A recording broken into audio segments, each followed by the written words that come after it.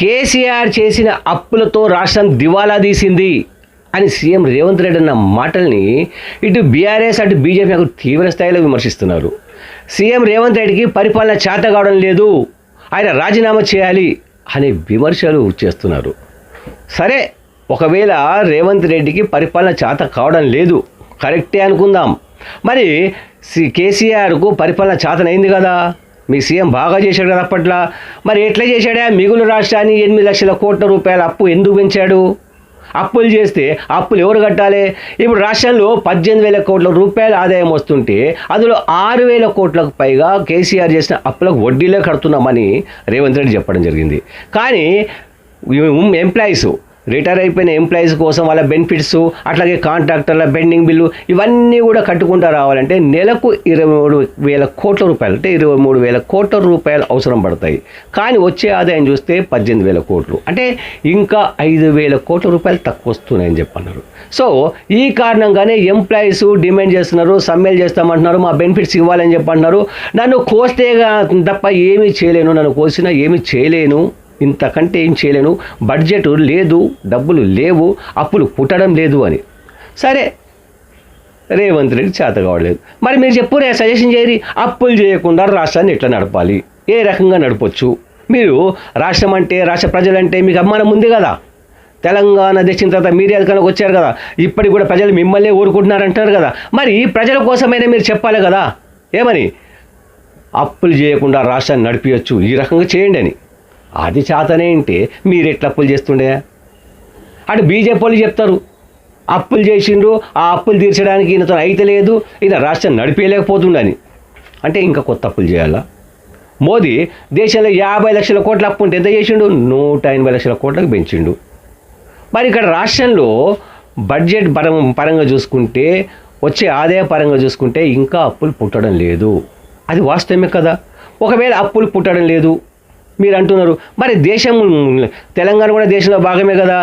మరి తెలంగాణ దేశంలో భాగమైనప్పుడు మరి కేంద్రం నుంచి మీరు మంత్రి కదా బండి సంజయ్ గారు, మరి బడ్జెట్లో ఏమైనా ఇప్పేయచ్చు కదా రాష్ట్రానికి, ఎందుకు ఇప్పేయడం లేదు?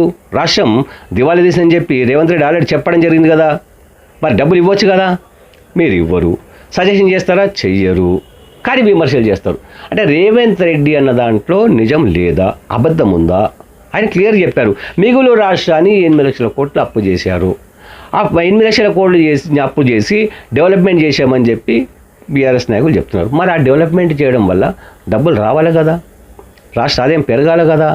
మరి ఎక్కడ పెరిగింది? 18,000 కోట్ల నుంచి రావడం లేదు కదా, 23,000 కోట్లు అవసరం ఉంది కదా. మరి మీతో చేతన ఏంటంటే ఎంప్లాయీస్, రిటైర్ అయిన వాళ్ళందరికీ కూడా బెనిఫిట్స్ ఇవ్వాలి కదా. ఒక్కోరికి 60,000 లక్షల నుంచి 80 లక్షల కోట్ల రూపాయల దాకా ఇవ్వాలా. అట్లాగే కాంట్రాక్టులకు ఇవ్వాలి. మరి వాళ్ళందరూ ఇబ్బంది పడుతున్నారు కదా, వాళ్ళందరికీ ఇవ్వాలి కదా. ఎందుకు ఇవ్వలేదు? అంటే ఫెయిల్ అయింది ఎవరు? మీరు ఫెయిల్ అయిండ్రు.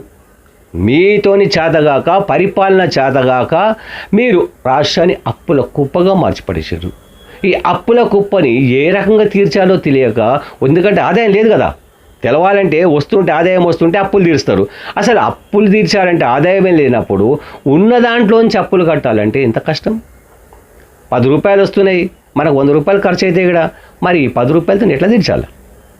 ఎందుకు అర్థం కావట్లేదు? ప్రజలు అబ్జర్వ్ చేస్తలేరా? విమర్శలు చేయడం కాదు, సద్విమర్శలు చేయండి, సలహాలు ఇవ్వండి. మీరు రాష్ట్రం సుభిక్షంగా ఉండాలి అని కోరుకుంటే కనుక, అటువంటి భావన మీలో ఉంటే కనుక, బీజేపీ బీఆర్ఎస్ నాయకులు ఇద్దరు కూడా అట్లాంటి భావన మీకు ఉంటే కనుక ఏ రకంగా రాష్ట్రాన్ని అభివృద్ధి చేయొచ్చు అనేది మీరు సలహాలు ఇవ్వండి. సీఎంతో చెప్పండి, అఖిలపక్షం మీటింగ్ పెట్టండి, మేము సలహాలు ఇస్తామని చెప్పి అడగండి. ఆయన అఖిలపక్ష సమావేశం ఏర్పాటు చేస్తారు, మీరు సలహాలు ఇవ్వండి, రాష్ట్ర ఆదాయాన్ని పెంచండి. పెంచిన తర్వాత అప్పుడు ఆయన పరిపాలించకపోతే మీరు విమర్శించండి, తప్పలేదు.